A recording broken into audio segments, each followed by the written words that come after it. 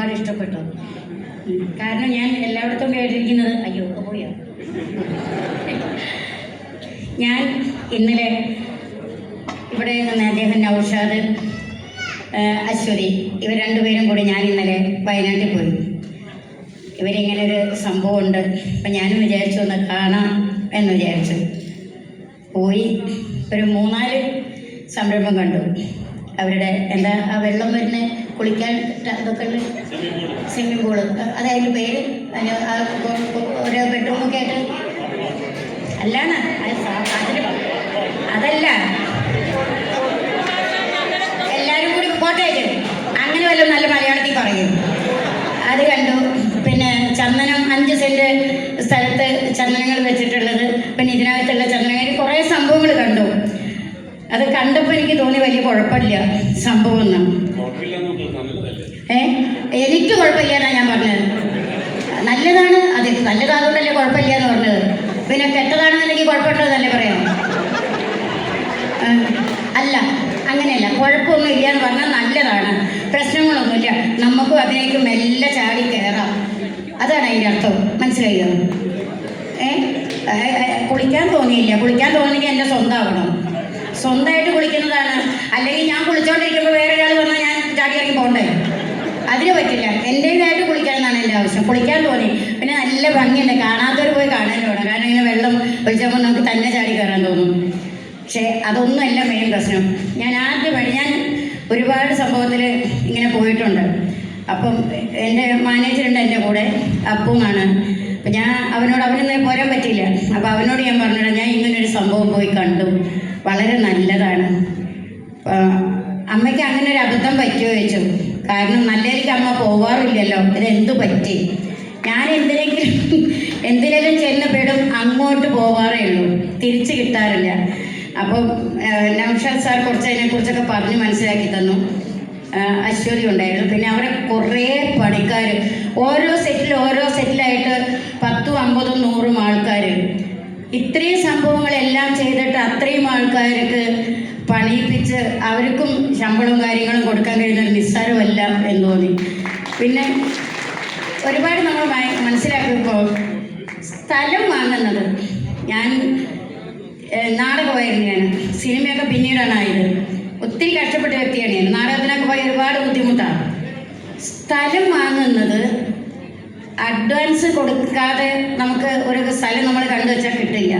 Advance കൊടുത്താൽ ഒരു 3 മാസം എഗ്രിമെൻ്റ് എഴുതാൻ പറഞ്ഞാൽ അവർ എഴുതില്ല. ഇന്ന് അഡ്വാൻസ് എടുത്താൽ അവർ എഴുതുമ്പോൾ പറയും ഒരു 10 ദിവസം. പക്ഷെ എഴുതി കഴിഞ്ഞാൽ പറയും നാളെ തന്നെ രജിസ്റ്റർ ചെയ്തോളാം, അഡ്വാൻസ് പൈസ പോകട്ടോന്ന്. ഇവിടെ ഇതിനെക്കുറിച്ച് ഞാൻ ഇന്നലെ അദ്ദേഹത്തിനോട് കുറേ സംശയങ്ങൾ എൻ്റെ ചോദിച്ചു. അപ്പോൾ പറഞ്ഞു, ഒന്നും വേണ്ട, നിങ്ങളുടെ കയ്യിലുള്ള കണക്കുകളൊക്കെ അപ്പം മറന്നു. എനിക്ക് എൻ്റെ അമ്മ മരിച്ചതിന് ശേഷം മനസ്സിലൊന്നും നിൽക്കില്ല, അതിനപ്പം മറന്നു. എത്ര 2000 രൂപ, 20,000 രൂപ മാസം, 20,000 രൂപ 20,000 രൂപ അടച്ച് ഇത്രയും കാലം വരുമ്പോൾ അത് നമുക്ക് തന്നെ. പിന്നെ 1,00,000 രൂപ കൊടുത്താൽ ഒരു സ്ഥലത്തിൻ്റെ എഗ്രിമെൻ്റ്, സ്ഥലം നിങ്ങളുടെ പേരിൽ കിട്ടുന്നു. അപ്പം ഞാൻ ചോദിച്ചു, 1,00,000 രൂപ കൊടുത്താൽ എങ്ങനെ കിട്ടാനാണെന്ന്. അതിനുമുള്ള കാര്യങ്ങളെല്ലാം അവർ പറഞ്ഞു. പിന്നെ ഇന്നിവിടെ 2 പേര്, ചേട്ടനും അനിയനും സംസാരിക്കുന്നുണ്ട്. താടിയില്ല അനിയനും, താടിയില്ലാത്ത ചേട്ടനും. അപ്പം അവർ സംസാരിക്കുന്നത് കേട്ട് അത് അവർ തന്നെ പറഞ്ഞത് അങ്ങനെ തന്നെയാണെന്ന്. ഒരാളും നമുക്ക് പൈസ ഉണ്ടാക്കുന്ന സംഭവം ആരും പറഞ്ഞു തരാറില്ല. അവർ എത്ര ഉണ്ടാക്കിയാലും, ഒരു കുന്നോളം ഉണ്ടാക്കിയാലും ആ കുന്നിൻ്റെ മേലെ കയറി നിന്ന് ഉണ്ടാക്കാനേ അവർ നോക്കാറുള്ളൂ. ഞാൻ എൻ്റെ ജീവിതത്തിൽ ഈ വയസ്സിനിടയ്ക്ക്, വയസ്സ് വളരെ കുറച്ചായിട്ടുള്ളൂ, 10-18 വയസ്സായിട്ടേ ഉള്ളൂ കേട്ടോ. ഈ വയസ്സിനിടയ്ക്ക് ഇങ്ങനെ പൈസ ഉണ്ടാക്കുന്ന ഒരു ടീം, ജീവിക്കാൻ ഇങ്ങനെ പറ്റുമെന്നുള്ളൊരു ടീം ആദ്യമായിട്ടാണ് നമ്മളോട് നിങ്ങൾക്ക് ഇങ്ങനെയും പൈസ ഉണ്ടാക്കാം, നിങ്ങൾക്ക് ഞങ്ങൾ പൈസ ഉണ്ടാക്കി തരാം എന്ന് പറഞ്ഞ് നമ്മളെ കയറിട്ട് വലിക്കുകയാണ്. അവരുടെ സ്ഥാപനത്തിലേക്ക് അവർ കയറിട്ട് വലിക്കുക നമ്മളെ ചെയ്തത്. അപ്പം ഞാൻ സത്യത്തിൽ രാവിലെ വന്ന് കുറച്ച് കഴിഞ്ഞങ്ങ് പോകാമെന്നുള്ള ഉദ്ദേശം. എനിക്ക് വേറൊരു ഫംഗ്ഷൻ ഉള്ളതാണ്. പെട്ടെന്ന് രാവിലെ ഞാൻ അവരോട് പറഞ്ഞാൽ നമുക്ക് ഇന്നലെ പറഞ്ഞില്ലേ നമുക്ക് അവിടേക്ക് ഒന്ന് പോവുകയാണ്. അവന് വരുന്നൊന്നും അവർ പ്രതീക്ഷിച്ചില്ല, വഴി കാര്യമൊന്നും അറിയില്ല. വന്നപ്പോൾ ഞാൻ വിചാരിച്ചു കുറച്ചു നേരം കേട്ടിട്ട് പോകണം. പക്ഷേ ഇവിടെ എല്ലാവരുടെയും ഇവരുടെ സംസാരം നമ്മൾക്ക് നാളത്തേക്കുന്നൊരു ജീവിതം, പണമില്ലാത്തപ്പം പിണം എന്നൊക്കെ പറയണ കേട്ടിട്ടുണ്ട്. അപ്പം അങ്ങനെയുള്ള സംരംഭങ്ങളിൽ നിന്നൊക്കെ ഇപ്പം ആരും പൈസ കൊണ്ട് ആരും ജനിക്കുന്നില്ല. ജനിച്ചതിന് ശേഷമാണ് നമ്മൾ പണം ഉണ്ടാക്കുന്നതും നമ്മുടെ ജീവിതം എന്താവണം, നമ്മൾ ആരാവണം, എന്താവണം നമ്മൾ ചിന്തിക്കണം. പക്ഷേ അത് ചിന്തിക്കാനും ചിന്തിപ്പിക്കാനും ഇന്നത്തെ ഈ മാനേജ്മെൻറ്റിന് കഴിവുണ്ട്. അപ്പം എനിക്കും ഒരു താല്പര്യമുണ്ട്. കാരണം ഇവരെല്ലാവരും പറഞ്ഞ പോലെ എന്തുകൊണ്ട് നമുക്ക് ഇതിലൊരു പങ്കാളിയായി കൂടാ, എന്തുകൊണ്ട് നമുക്ക് കഷ്ടപ്പെട്ടുകൂടാ. നമ്മൾ കഷ്ടപ്പെടാതെ നമ്മൾ വീട്ടിലിരുന്നാൽ ആരും കൊണ്ടൊന്നും തരില്ല. അപ്പോൾ അത് കുറേ പഠിക്കണം, ഇവരെ കൂടെ നിൽക്കണം, ഈ കുടുംബത്തിലൊരു അംഗമാവണമെന്ന് എനിക്ക് വലിയ ആഗ്രഹമുണ്ട്.